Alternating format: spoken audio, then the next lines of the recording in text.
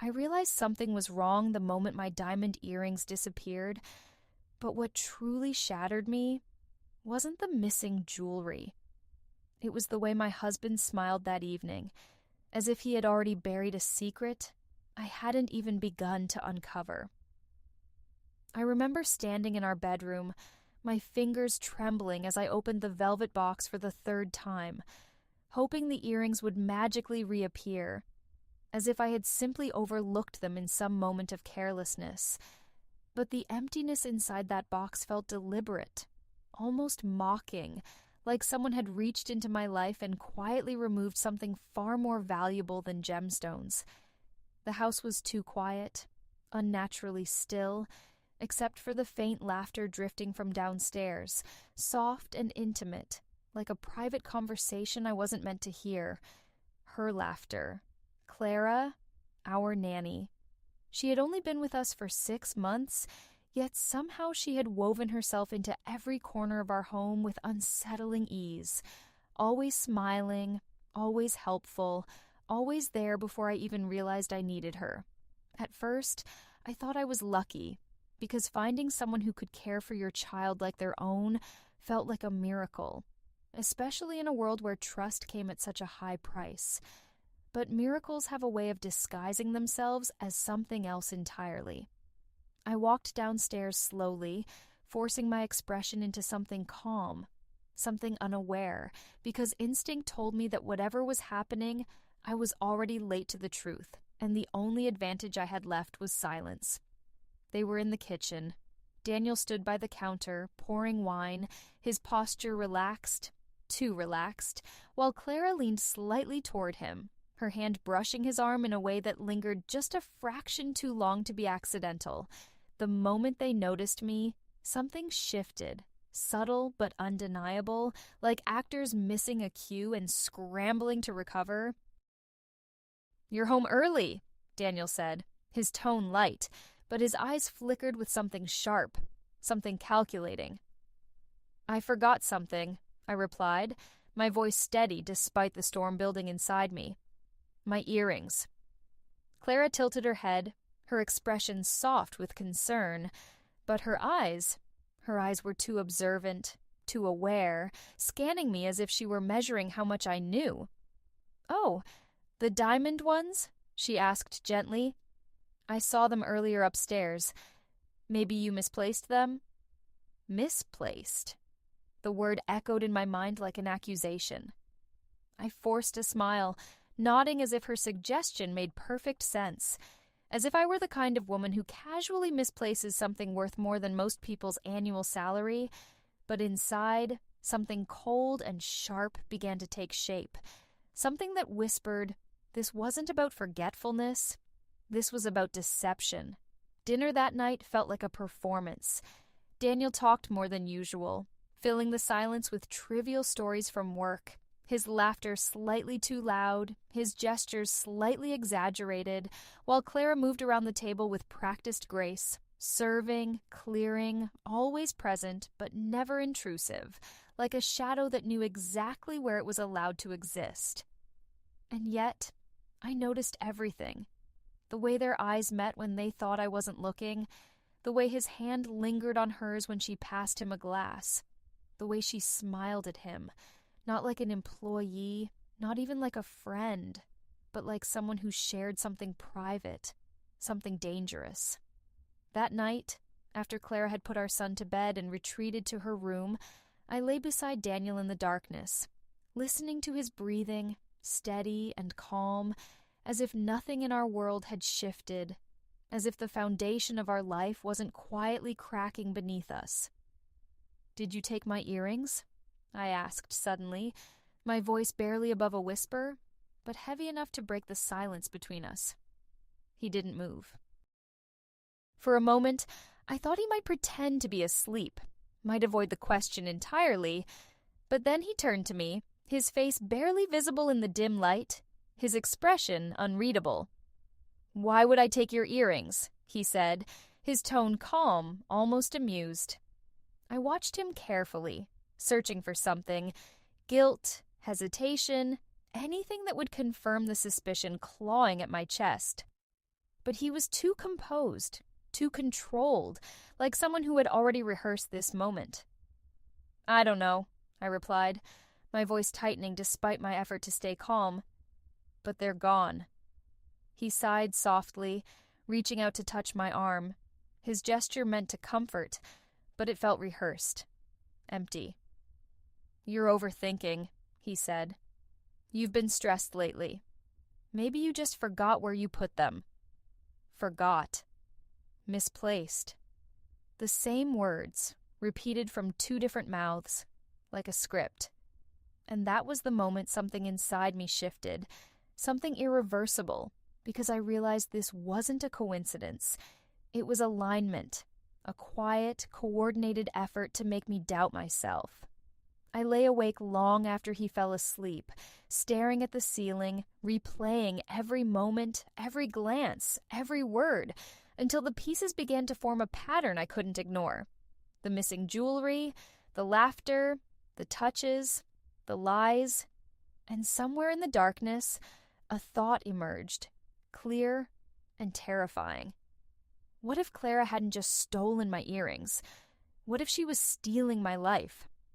The next morning, I woke up with a strange clarity, the kind that only comes after something inside you breaks quietly in the night, because denial had finally slipped through my fingers, leaving behind something sharper, more dangerous. Awareness. I didn't confront them. Not yet. Instead, I decided to watch. There is a certain power in silence, in pretending not to see, because people reveal far more when they believe they are safe, when they think their secrets are still hidden behind a carefully constructed illusion. And so I became invisible in my own home, moving through rooms like a guest in a life that no longer felt entirely mine, observing details I had once overlooked. Clara was different now that I allowed myself to really see her. It wasn't anything obvious at first, nothing I could point to and say, "There, that's the moment everything changed," but rather a collection of small, almost imperceptible things that, when placed together, formed something deeply unsettling. She knew Daniel's routines too well, anticipating his needs before he even voiced them, laughing at his jokes a second too quickly, as if she had already heard them before. And Daniel, he didn't just accept it, he relied on it. One afternoon, I came home earlier than expected again, deliberately this time, my heart pounding with a mixture of dread and determination, because I needed to know whether what I had seen the night before was real or just the product of a mind desperate for answers. The house was quiet. Too quiet. No cartoons playing in the living room, no sound of toys scattered across the floor, no gentle hum of Clara's voice reading to my son. Instead, there was only the faint creak of the stairs as I stepped inside, each sound amplified by the tension tightening around my chest. "Clara?" I called out softly. No answer. I moved further into the house, my pulse quickening, until I heard something. A whisper, barely audible, coming from upstairs, from our bedroom. The air seemed to thicken as I climbed the stairs, each step heavier than the last, as if my body already knew what my mind was still trying to deny. The door was slightly ajar, just enough for me to see inside without being seen, and what I witnessed in that moment didn't shatter me. It froze me. Clara stood in front of my jewelry mirror, wearing my necklace, not just holding it, not just admiring it, wearing it. Her fingers traced the diamond slowly, her reflection staring back at her with something disturbingly close to satisfaction, like she wasn't just trying it on, she was claiming it. And then, "I think it suits me better." Daniel's voice, low, intimate, close. He stepped into view behind her, his hands settling on her waist with a familiarity that made my stomach twist violently, his lips brushing against her shoulder as if it were the most natural thing in the world. I couldn't breathe. I couldn't move. All I could do was watch as the reality I had been avoiding unfolded in front of me with brutal clarity. "You're going to get us caught," Clara murmured, though there was no real fear in her voice, only a faint thrill, like someone dancing on the edge of danger. She doesn't suspect anything, Daniel replied smoothly, his tone confident, certain, too certain. That was the moment I realized something even worse than the betrayal itself. They thought I was stupid. I stepped back quietly, my entire body trembling, forcing myself to move before they could notice me, before I did something impulsive, something irreversible, because anger was rising fast, hot and uncontrollable, threatening to consume everything in its path. But anger alone wouldn't be enough. I needed proof. That evening, I acted as if nothing had happened, sitting across from them at dinner, listening to their voices blend into a nauseating harmony of lies and half-truths, my mind racing with possibilities, strategies, questions that refused to settle into clear answers. Why her? Why now? And how long had this been going on? After dinner, while Claire was putting my son to bed and Daniel was distracted with a phone call, I returned to the bedroom, my movements careful, deliberate, as I began searching through places I hadn't thought to check before. At first, I found nothing. But then, in the back of Daniel's drawer, beneath neatly folded shirts that suddenly felt like part of a disguise, I discovered something that made my hands go cold. A small velvet pouch. Inside it, not just my earrings, but more. A bracelet I hadn't seen in weeks. A ring I thought I had lost months ago. All of it. Hidden. Collected. Like trophies. My heart pounded violently as a new horrifying thought began to take shape. One that twisted everything I thought I understood about the situation. This wasn't random. This wasn't impulsive. This was planned, carefully, deliberately. And just as I was trying to process it, to make sense of how deep this betrayal really went, I heard footsteps behind me. I turned slowly. Clara stood in the doorway, watching me, not surprised, not nervous, just watching. "I was wondering when you'd figure it out," she said softly, her lips curving into a smile that no longer felt kind, no longer felt harmless. And in that moment, I realized something chilling. This wasn't just an affair. This was a game. And I had just stepped into it. I should have screamed. I should have thrown everything at her, dragged her out of my house, woken Daniel, shattered the illusion right then and there. But instead, I did something far more dangerous. I closed the drawer slowly, as if I hadn't just uncovered a collection of stolen pieces from my own life, and I looked at her with a calmness that didn't belong to me, because in that moment, I understood something instinctively. If Clara wasn't afraid, then I was the one who should be. "You shouldn't be in here," she said, her voice soft, almost gentle, but there was something underneath it now. Something sharp, something that hadn't been there before, like a blade hidden beneath silk. I let out a quiet breath, forcing my hands to stop trembling as I leaned against the dresser, crossing my arms in a way that felt controlled, measured. "This is my bedroom," I replied evenly. "I can be wherever I want." Her smile widened slightly, but it didn't reach her eyes. "Of course," she said. "I just meant some things are better left alone." There it was again. Not a denial, not an excuse. A warning. And for the first time since this nightmare began, a flicker of something unexpected cut through my fear. Curiosity. "What exactly are you so afraid I'll find?" I asked, watching her carefully, waiting for even the smallest crack in her composure. But Clara didn't crack. Instead, she stepped closer, slow and deliberate, until there was barely any space between us, her presence suffocating in a way I couldn't fully explain. "I'm not afraid," she whispered. "You should be." A chill ran down my spine, sharp and immediate, because there was no bluff in her voice, no hesitation, only certainty, and that certainty didn't come from someone having an affair. It came from someone who knew something I didn't. Before I could respond, before I could push further, a voice echoed from downstairs. "Clara." Daniel.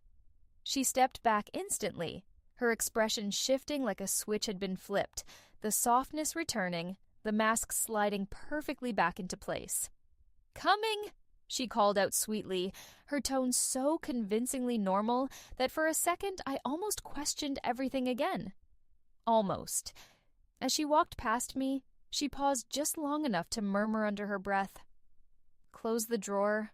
It wouldn't be good if he thought you were snooping." And then she was gone, leaving me alone, with a truth that no longer felt simple. That night, I didn't sleep at all, because something had changed. This wasn't just about betrayal anymore. It was about control. And I didn't have any.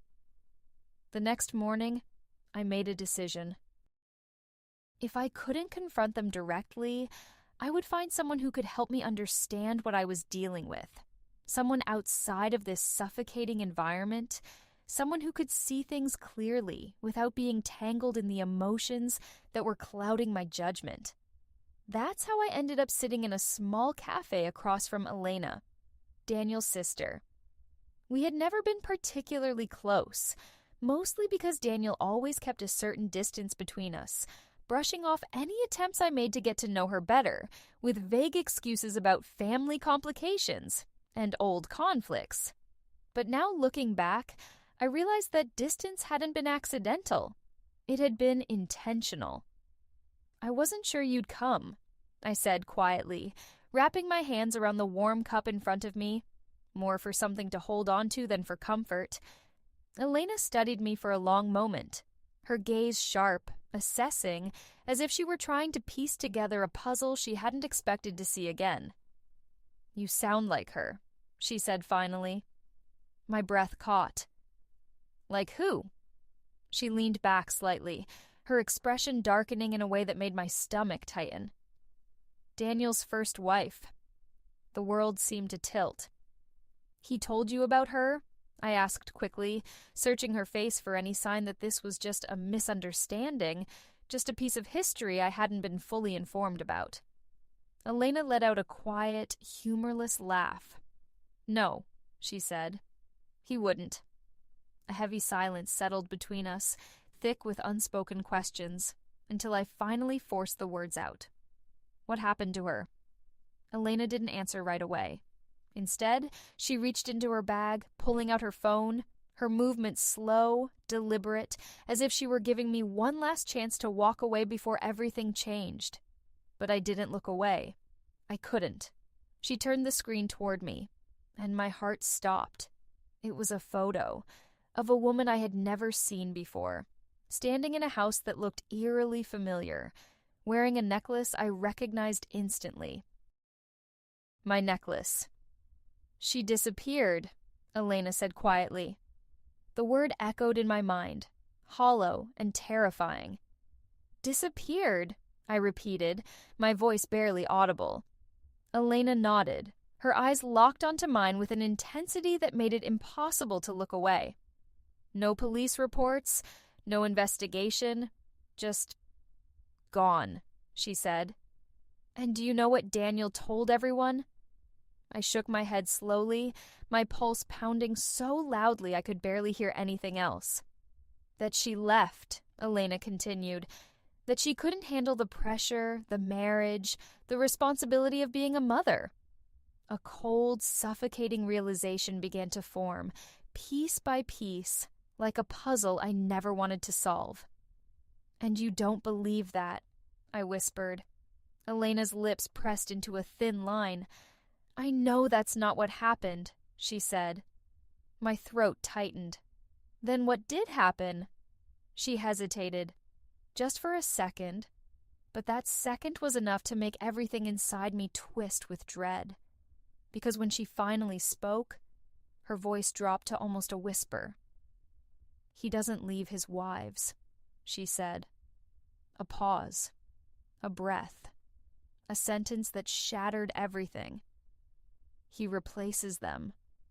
The cafe suddenly felt too small, too loud, too suffocating, as the full weight of her words crashed into me with devastating clarity. Clara, the jewelry, the control, the confidence, this wasn't an affair, it was a pattern. And I wasn't in the middle of a betrayal. I was standing at the edge of something far worse. Because if Elena was right, then Clara wasn't trying to steal my husband. She was trying to become me. I didn't go home right away. I couldn't. Because once you realize your life might be a carefully constructed illusion, you start questioning everything. The walls, the memories, even your own reflection feels unfamiliar, like you're looking at someone who has been slowly erased without noticing. I sat in my car for nearly an hour, gripping the steering wheel so tightly my fingers ached, replaying Elena's words over and over until they stopped sounding like a warning and started sounding like a countdown. He replaces them. The moment I finally walked back into the house, something inside me had changed. Fear was still there, sharp and alive, but it was no longer paralyzing. It was focused, directed. I wasn't just reacting anymore. I was preparing. Clara was in the living room with my son, reading to him in that soft, comforting voice that now made my skin crawl, while Daniel stood by the window, scrolling through his phone as if nothing in the world could disturb his calm. For a brief second, the scene looked so normal it almost hurt, the kind of picture-perfect life people envy without ever seeing what's underneath. I forced a smile. "I'm home." Daniel looked up, his expression warm, familiar. The man I had loved, trusted, built everything with. And yet now I saw it clearly, like a mask I had finally learned to recognize. "You were gone a while," he said casually. "I met Elena," I replied. There it was, the first crack. It was subtle, almost imperceptible, but I saw it. The tension in his jaw, the flicker in his eyes, the way his posture stiffened for just a fraction of a second before he smoothed it over. "What did she want?" he asked, his tone light but too controlled. I shrugged, setting my bag down slowly, deliberately. "Just catching up?" Claire's voice cut in gently, almost too gently. "That's nice. Family is important." I looked at her, really looked at her, and for the first time, I didn't see a nanny. I saw a woman studying me, measuring me, learning me, a replacement in progress. That night, I made my move. Not with confrontation, not yet, but with something far more dangerous. Truth, carefully placed where it would hurt the most. After dinner, I waited until Daniel was alone in the study, his attention buried in work, or at least pretending to be, because I had begun to understand that everything about him was performance. "I know about her," I said quietly, closing the door behind me. He didn't look up. "About who?" he asked, almost bored. "Your first wife." Silence, heavy, sharp. And then, slowly, he leaned back in his chair, his eyes lifting to meet mine, and for the first time since all of this began, there was no warmth in his gaze, only calculation. "Elena shouldn't have told you anything," he said. So it was true. All of it. "Why didn't you?" I pressed, my voice steadier than I felt. "Why didn't you tell me I wasn't the first?" He studied me for a long moment, as if deciding something, weighing options I couldn't see. And then, to my surprise, he smiled. But it wasn't the smile I knew. It was colder, sharper. "Because you wouldn't have stayed," he said simply. The honesty hit harder than any lie could have. "And she didn't leave, did she?" I whispered. His silence was answer enough. My heart pounded violently, but I forced myself to take another step forward because I had come too far to stop now. "And Clara?" I asked. "Is she part of this too?" That was the moment everything shifted, because instead of denying it, he laughed. A quiet, almost amused sound that sent a chill straight through me. "You're smarter than I thought," he said. The room felt like it was closing in. "What does that mean?" I demanded, my voice finally cracking under the weight of everything I was holding back. He stood slowly, walking toward me with a calmness that felt far more threatening than anger ever could. "It means," he said, his voice low, controlled, "that you're starting to understand how this works." I took a step back instinctively. "How what works?" He stopped just inches away from me, his gaze locking onto mine with an intensity that made it impossible to look away. "People change," he said. "They outgrow each other. They become inconvenient." My stomach twisted. "So you replace them?" I whispered. He tilted his head slightly, as if considering the word. "I upgrade," he corrected. The cruelty of it stole the air from my lungs. "And what happens to the ones you replace?" I asked, my voice barely there. For a moment, just a moment, something flickered in his expression. Something dark. Something I didn't want to understand. But then it was gone. "That depends," he said quietly. "On what?" I wanted to ask. But deep down, I already knew. Before I could react, before I could even process my next move, the door behind me opened. Clara. She stepped inside slowly, her eyes moving between us. And for the first time, her mask was completely gone. No softness, no kindness, only certainty. "It's time," she said. The words hit like a trigger. "For what?" I demanded, my pulse racing. Daniel didn't answer. Instead, he reached for something on the desk, a small glass, already prepared. My breath caught. "No," I said instinctively, stepping back, but Clara was already behind me, her hand gripping my arm with surprising strength. "You've been difficult," she murmured almost regretfully. "We were hoping you'd make this easier." Panic surged through me, sharp and immediate, but beneath it, something else rose. Something fierce, something that refused to go down quietly. I twisted violently, pulling free from her grip, the sudden movement catching them both off guard as I shoved the glass from Daniel's hand, watching it shatter against the floor. "You're not replacing me," I said, my voice shaking but strong. "I'm not disappearing." For the first time, they hesitated, and that hesitation was all I needed, because I wasn't the same woman they thought I was anymore, and I wasn't going to be their next ghost. The glass slipped from Daniel's hand and shattered against the floor, but the sound didn't feel like an ending.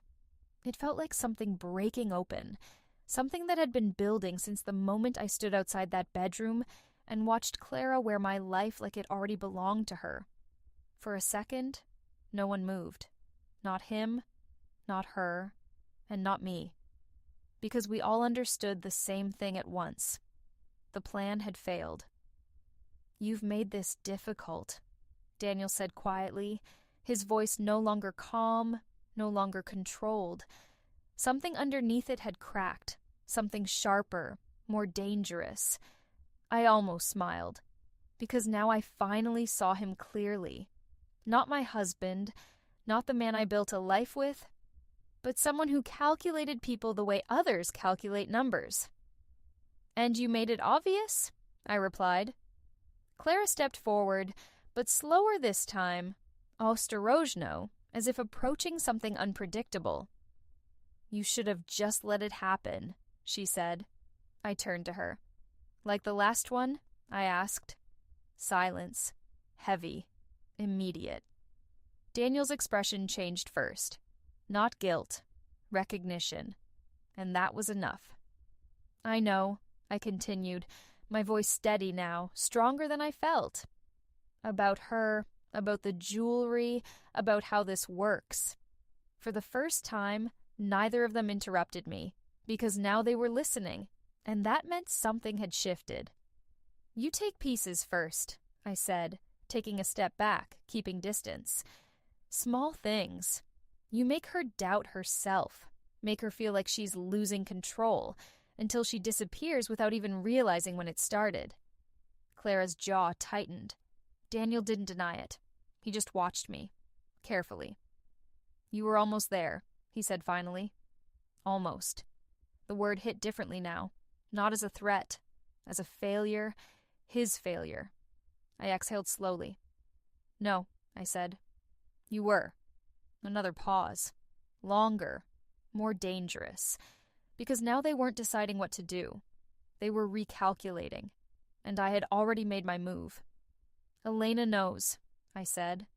That landed. Hard. "And if anything happens to me," I added, "she goes to the police." Clara looked at him. For the first time, not as a partner, but as someone waiting for instruction. And Daniel hesitated. That was it. That was the moment everything turned. Because men like him don't hesitate unless they're unsure.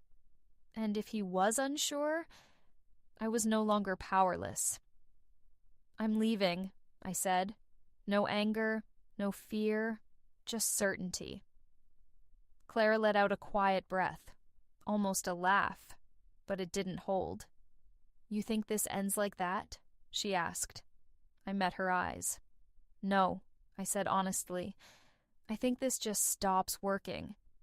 Daniel didn't move, didn't stop me, because now stopping me meant risk, and risk was something he avoided.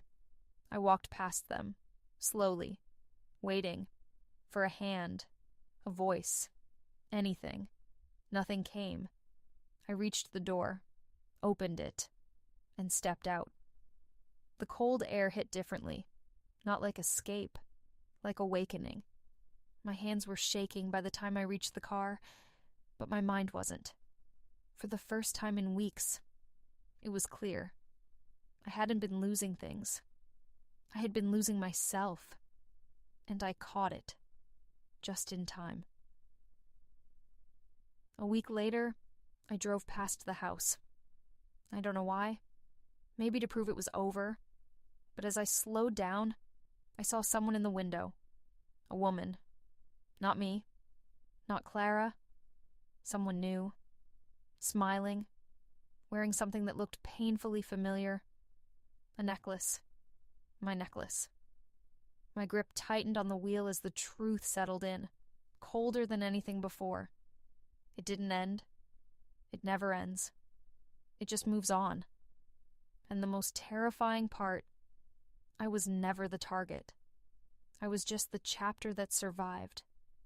And now I keep asking myself the same question, over and over again, because the answer still doesn't feel simple, and maybe it never will.